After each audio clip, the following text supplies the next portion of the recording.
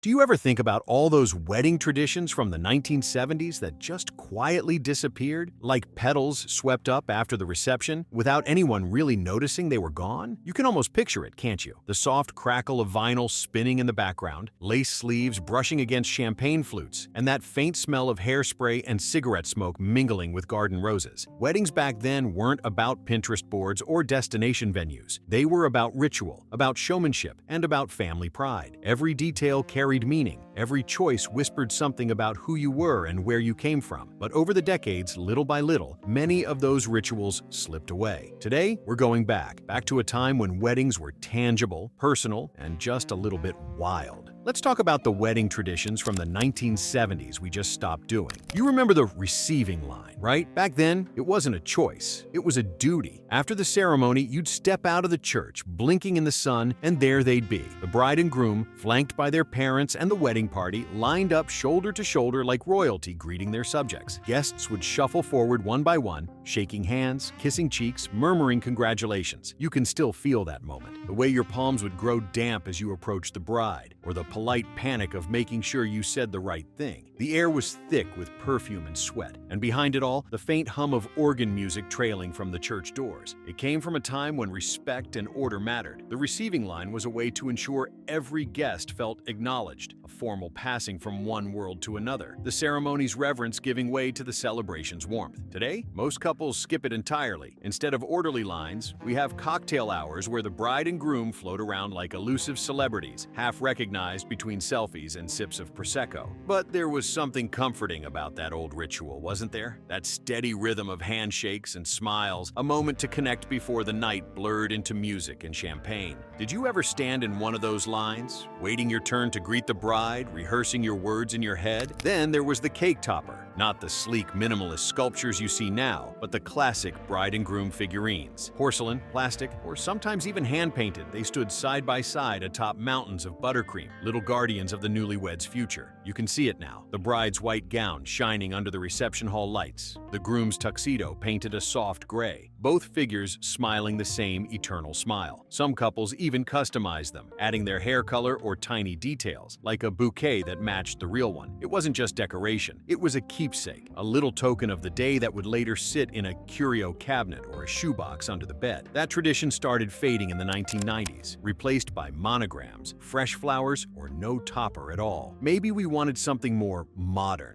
Maybe the figurines felt too quaint, but those little figures told a story. They said this was us. This was our day, frozen in time. Do you still remember what your cake topper looked like? Or maybe your parents still have theirs tucked away somewhere, yellowed a bit, but still smiling. And oh, the photo lineups. You couldn't escape them. Before digital cameras, before candid wedding photography was an art form, every wedding album began with the same dozen shots. The couple centered, the family flanking them in strict order, everyone standing still as statues. You'd stand there under the photographer's harsh flash for what felt like hours, your cheeks aching from smiling, the bouquet wilting in your hands. You remember the sound of the camera's winding film, the click and pause, the murmur of just one more.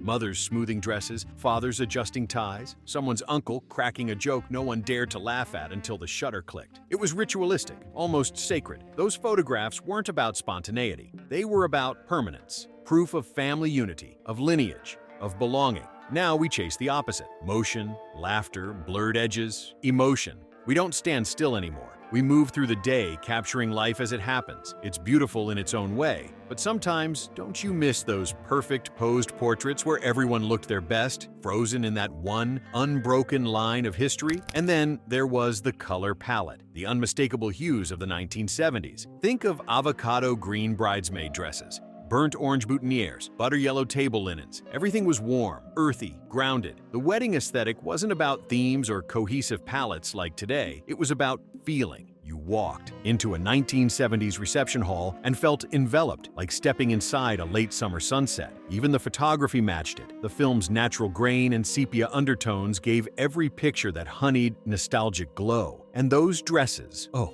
those dresses, empire waists, high lace collars, bell sleeves that caught the air when you twirled. Brides looked almost ethereal, like they'd stepped out of a dream, and yet so human. So rooted in the moment. Compare that to today's minimalist whites and neutral tones. It's beautiful, yes, but sometimes a little sterile. isn't it? Everything now is curated, filtered, optimized. Back then, you just chose what you loved. Do you remember any wild color combinations from the weddings you attended? Something you'd never see now, but that somehow just worked? And you can't talk about 1970s weddings without remembering the live bands. Before DJs and Spotify playlists, the music came from living, breathing musicians, usually a local band, often a little rough around the edges. You'd hear the thump of drums as the reception kicked off, the guitarist testing his amp while guests still found their seats. When the bride and groom stepped onto the dance floor for their first dance, it wasn't a perfectly mixed track. It was real, with all the slight imperfections that made it unforgettable. You could feel the rhythm in your chest, the brass section belting out "My Girl," the lead singer sweating under the stage lights, couples swinging to "Let's Stay Together" or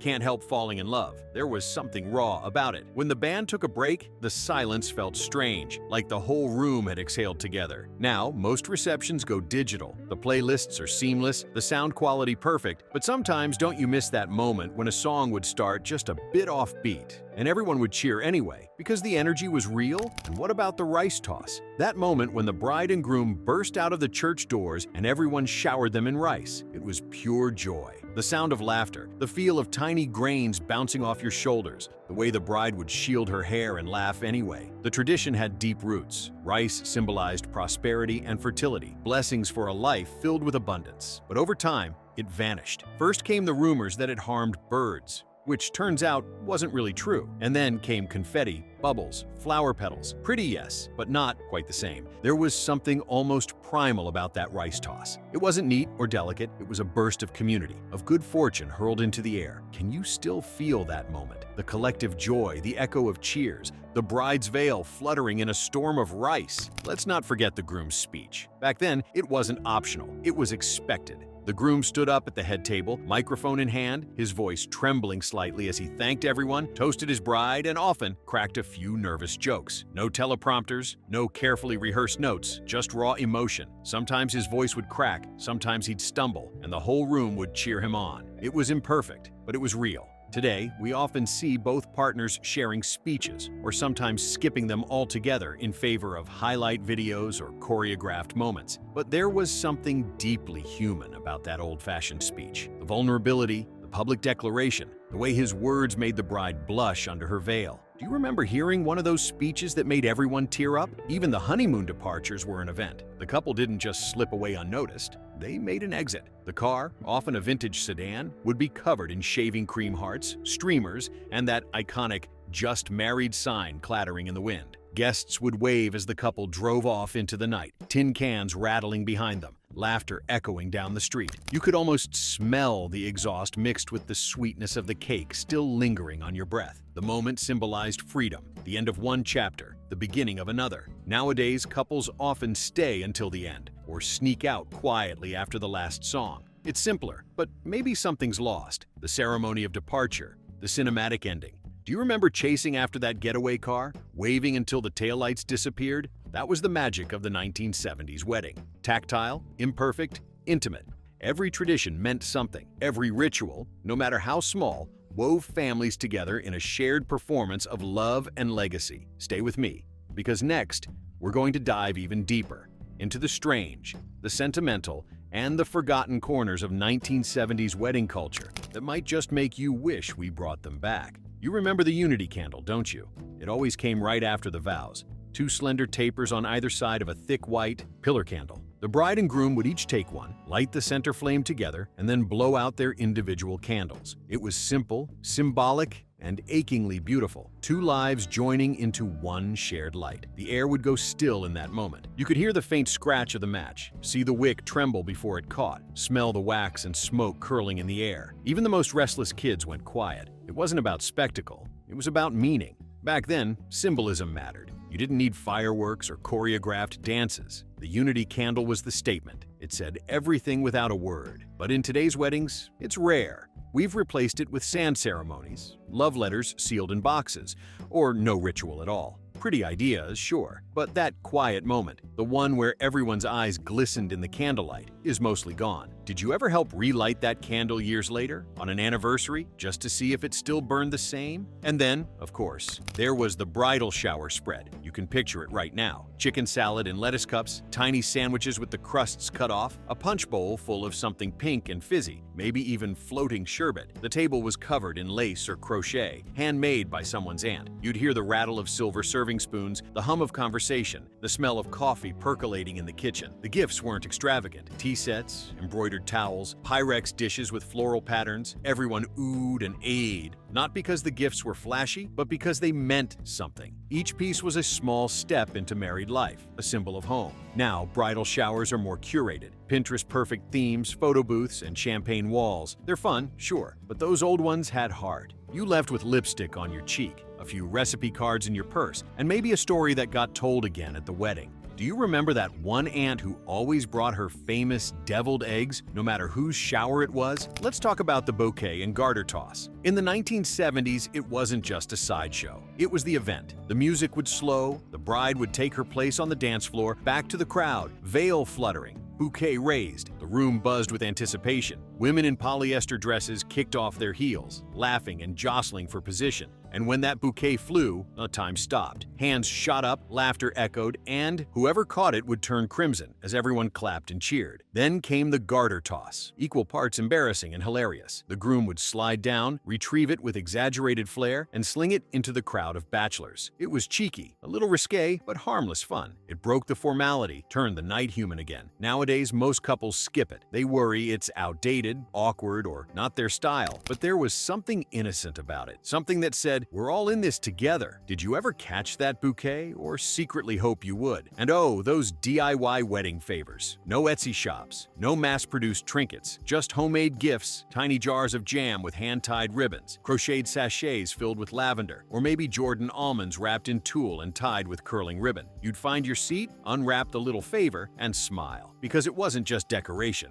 it was a gesture. Each one had fingerprints of care. You could smell the faint sugar from the almonds, feel the stiffness of the ribbon, see the uneven edges of the handwritten tags. Weddings weren't about perfection. They were about personal touch. Today, favors are optional or replaced with digital thank yous and donation cards. It's efficient, yes, but a little cold. Back then, the smallest token carried warmth. You'd tuck it in your purse, and months later, when you found it again, it still smelled faintly of that day. Do you remember saving one of those favors? Maybe still tucked in a drawer somewhere? Then there was the wedding march. Not just any song, but that song. The bridal chorus from Wagner or Mendelssohn's Wedding March. The church doors would open, sunlight spilling across the aisle, and the organ would thunder those first familiar notes. Everyone would rise, every head turned, and there she was, the bride, moving slowly, deliberately, her gown rustling like wind through tall grass. The sound filled the space, sacred and commanding. It wasn't trendy or ironic, it was timeless. Today, couples pick anything from indie love songs to movie soundtracks, and that's beautiful too. But when that organ played, it carried weight. It connected generations. The same song your grandmother walked down the aisle to, your mother, maybe even you. Do you still remember how that music made your chest tighten? How the whole world seemed to hold its breath? And speaking of churches, remember church basement receptions? Before country, clubs and vineyards, weddings were hometown affairs, the ceremony upstairs, and then everyone shuffled down to the basement. The floors were tiled, the tables covered in white paper or floral cloths, the air thick with the smell of baked ham and coffee. Someone's uncle DJ'd with a record player and borrowed speakers. Kids ran between tables. Adults laughed over paper cups of punch, and everyone knew everyone. You could hear the buzz of fluorescent lights, the squeak of folding chairs, the clatter of forks against mismatched china. It wasn't glamorous, but it was alive. Now weddings chase luxury. Rustic barns, mountaintop vows, black tie receptions. Beautiful, yes, but sometimes they forget the joy of simplicity.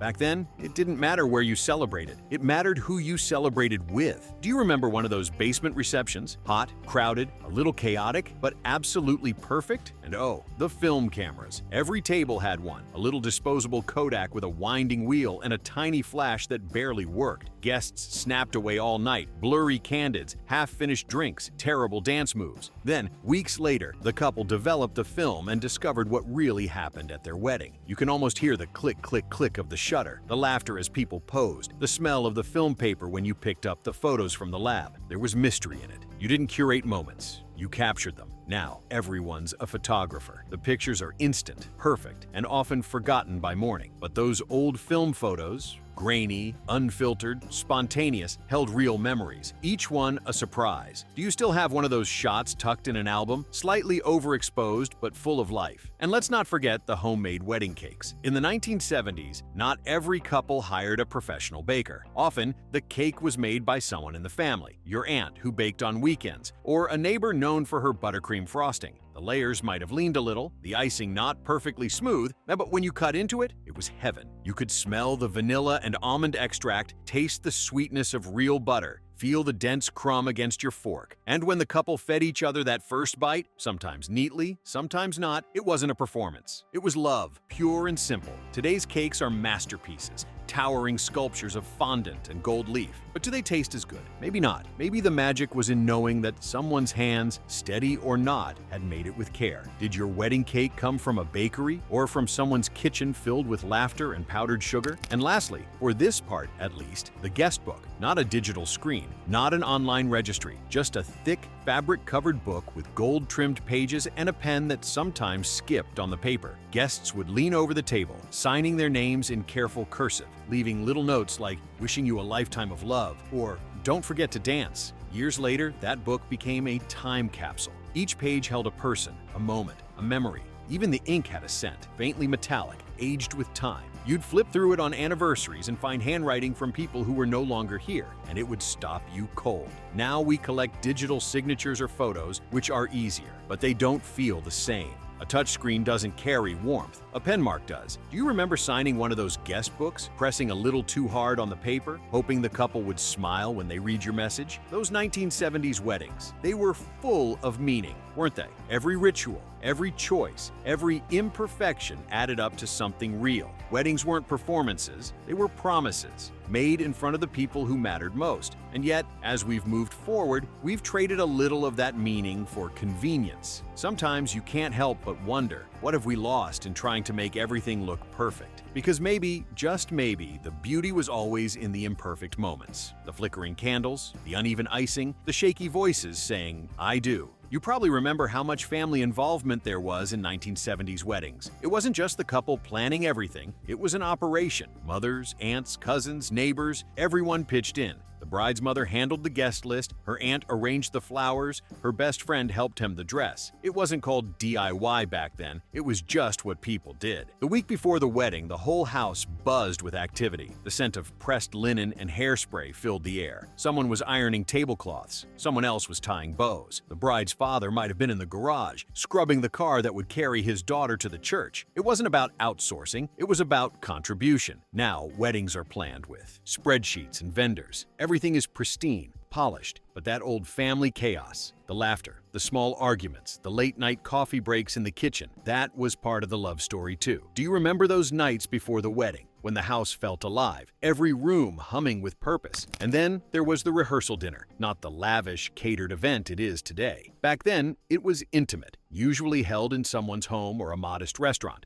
Long tables, casseroles bubbling in the oven, the clink of mismatched glasses. It wasn't about presentation, it was about gathering. You can almost hear it. The nervous laughter, the quiet toasts, the way the bride and groom stole glances across the table, realizing the next day everything would change. It was the calm before the celebration, a deep breath before the plunge. Today, rehearsal dinners are often extravagant. Reserved spaces, custom menus, planned speeches. But back then, it was spontaneous, heartfelt, and human. Do you remember sitting in one of those rooms the night before the wedding, feeling that mix of excitement and disbelief? How it all felt so real? Let's talk about the bridal trousseau. That word alone feels old-fashioned now, doesn't it? But in the 1970s, it was still a tradition, an almost sacred one. The trousseau was the bride's collection of linens, nightgowns, and keepsakes she'd bring into her new life. Delicate handkerchiefs, embroidered pillowcases, maybe a nightdress wrapped in tissue paper. Each piece chosen with care, each one symbolizing readiness for the new chapter ahead. It wasn't about extravagance.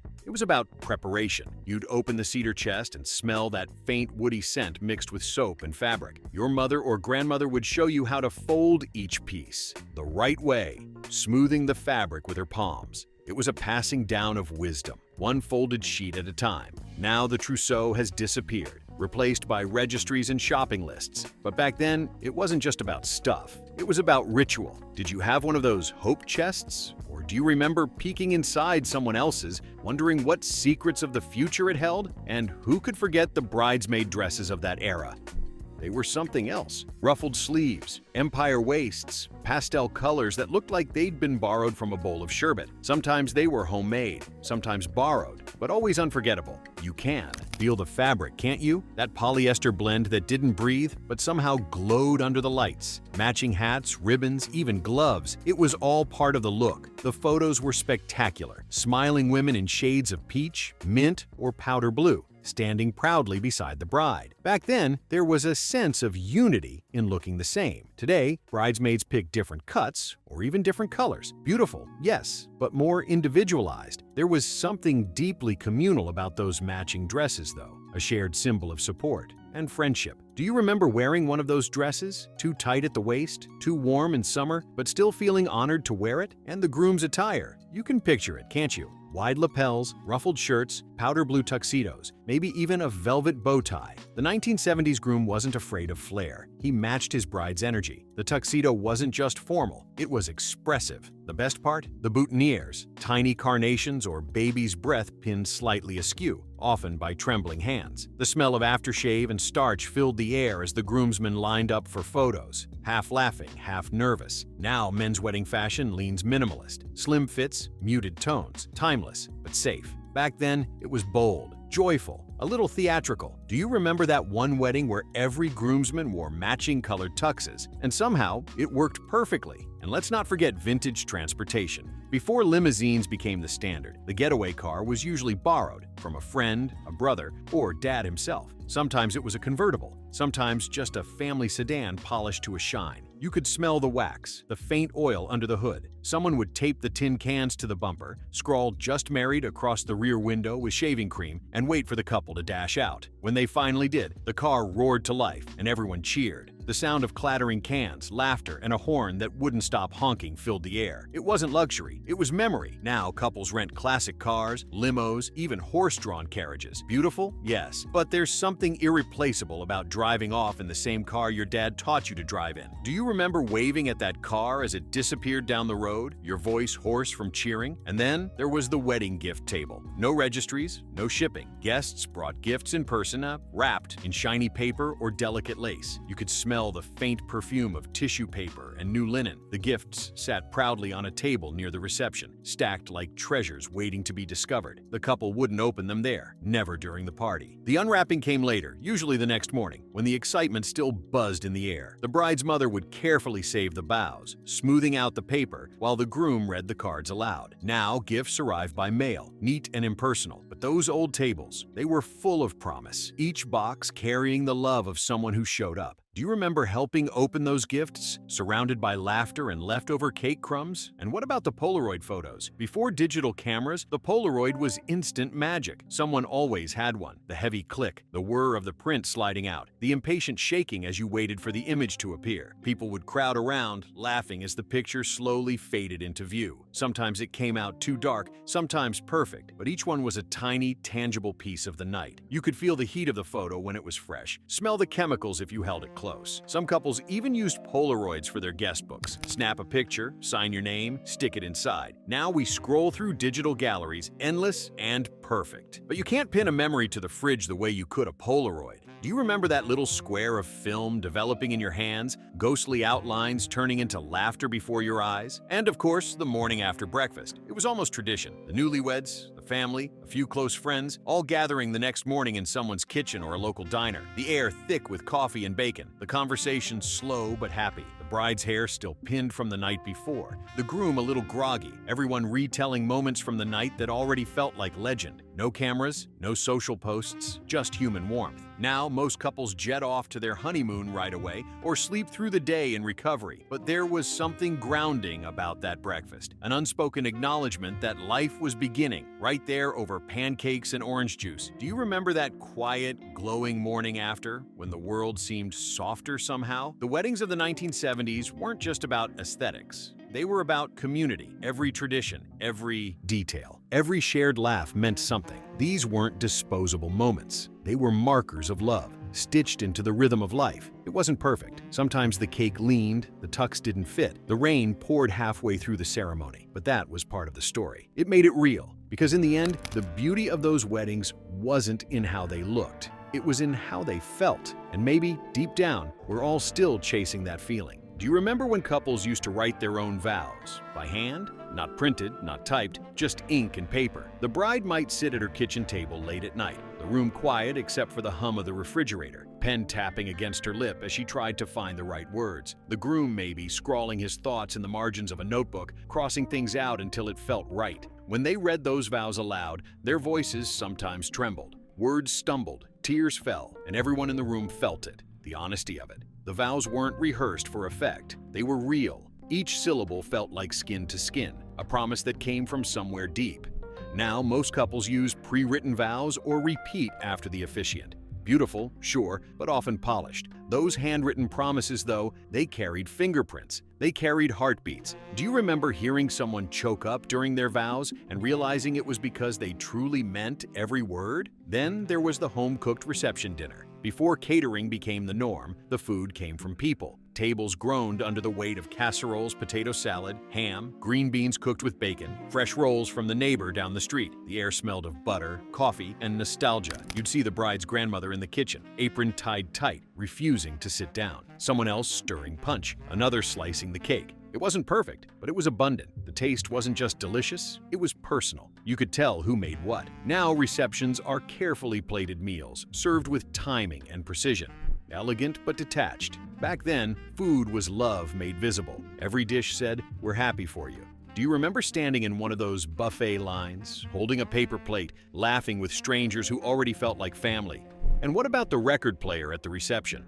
Long before DJs, it was the record player that carried the night. Someone would bring a stack of vinyl, the Carpenters, Fleetwood Mac, Elvis, and take turns flipping sides, the music warbling as the needle dropped. Sometimes it skipped, sometimes it crackled, but no one cared. The floor stayed full, feet shuffling, laughter rising above the static. The music wasn't perfect, it lived. You could feel it vibrate through the floorboards, see the dust swirling in the air under the low lights. Now we stream playlists, perfectly mixed, no flaws, no interruptions. Convenient, but sometimes too clean. There was something about the imperfection of that record player that made the night unforgettable. Do you remember when a song skipped right in the middle of a dance and everyone just kept going, laughing through it? And oh, the photo albums. Thick, heavy, wrapped in leather or floral fabric, filled with glossy prints slipped behind plastic sleeves. Each photo carefully placed by hand, sometimes labeled with dates or scribbled notes on the back. You could smell the faint chemical sweetness of the developing paper, feel the ridged edges between your fingers. The album wasn't just a keepsake, it was an heirloom. The couple would take it out every anniversary, turning the pages slowly, reliving the day frame by frame. Even the imperfect shots, the one where someone blinked or the cake leaned, had their place. Now, everything's digital. We scroll, we swipe, and somehow it all blends together. But when you hold an old album, it's different. It's weighty. It has presence. Do you still have one tucked away on a shelf? Its corners worn, the pages curling slightly from age? Let's talk about the post-wedding visits. A few days after the ceremony, couples used to make their rounds, visiting older relatives who couldn't attend, dropping off leftover cake, showing the wedding photos once they were developed. You'd walk up to the porch, the bride still glowing, the groom looking proud, and there'd be hugs, tears, and maybe a second round of congratulations. It was personal. It meant something. It said, "We didn't forget you." Now we post photos online and tag everyone. It's instant, but not intimate. Back then, those visits were sacred, a chance to share the joy again, slowly, deliberately. Do you remember sitting in a living room with lace curtains, passing around glossy photos while someone made tea and said, "Oh, you looked beautiful"? And the first anniversary tradition. Many couples back then saved the top layer of their wedding cake, wrapped it carefully in foil and froze it. A year later, they'd thaw it out, light a candle, and share a slice. Sometimes it was freezer burned, sometimes surprisingly delicious. But that wasn't the point. It was about remembering, about honoring the year that had passed. You can imagine it, the dim kitchen, the soft flicker of a single candle, the laughter when they realized the frosting had survived. That moment was small, quiet and profound. Now, first anniversaries are marked with gifts or trips. Lovely, yes, but maybe not quite as tender. Did you ever share that slice of cake, laughing through the sweetness and the crumbs, realizing how far you'd come in just 1 year? And oh, the bride's going away outfit. That's something we never see anymore. After the reception, the bride would change out of her gown and into a going-away dress. Something chic but practical. Maybe a pale suit, a floral day dress, sometimes even a matching hat and gloves. It was her transition outfit, signaling the moment she stepped into her new life. You can see it, the flashbulbs going off as she waved from the car, the guests clapping, the groom at her side. It was cinematic, romantic, symbolic. Now, most brides stay in their gowns until the end, or skip the send-off altogether. But there was something poetic about that wardrobe change. It was the closing scene of a story well told. Do you remember that moment? The crowd cheering, the dress fluttering, the car disappearing into the dark, and let's not forget the handwritten thank you notes. Every newlywed couple in the 70s knew you wrote them by hand. One for every guest, every gift. The bride would sit at the kitchen table, maybe with a cup of coffee, the faint scent of stationery and ink filling the room. Dear Aunt Marie, thank you for the towels. We've already used them. Simple, heartfelt, human. Now we send digital thank yous or skip them entirely. Efficient, yes, but stripped of warmth. Those handwritten notes carried gratitude you could feel. The smudge of ink, the uneven handwriting, they made it real. Do you still have one of those notes tucked inside a drawer? The paper yellowing, but the sentiment still warm? And finally, the family slideshow. Before smartphones and videos, someone, usually a dad or uncle, would pull out the slide projector after the honeymoon. The living room would go dark, except for that soft whirring sound and the click between each photo. On the wall, the couple appeared in their wedding finery, laughing, dancing, cutting the cake. People would pass around popcorn, kids would giggle, someone would cry quietly in the back. The slides weren't perfect. They were often overexposed or blurry, but every image felt alive, glowing in the dark. Today we scroll through perfect images instantly. Back then, you waited weeks for that slideshow. And when it came, it felt like witnessing a miracle. Do you remember sitting cross-legged on the floor,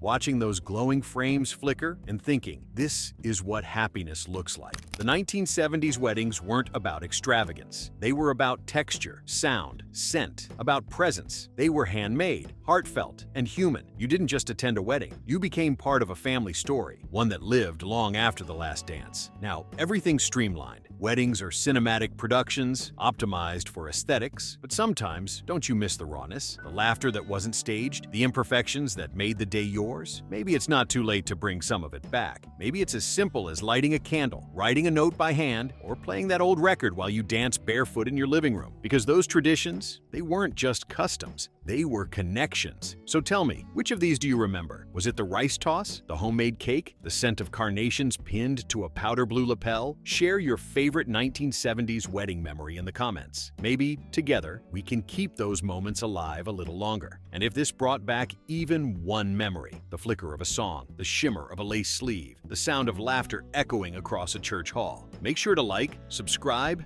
and join us again next time. We've got more stories waiting, more memories to dust off, because the past isn't gone. It's just waiting for someone to remember.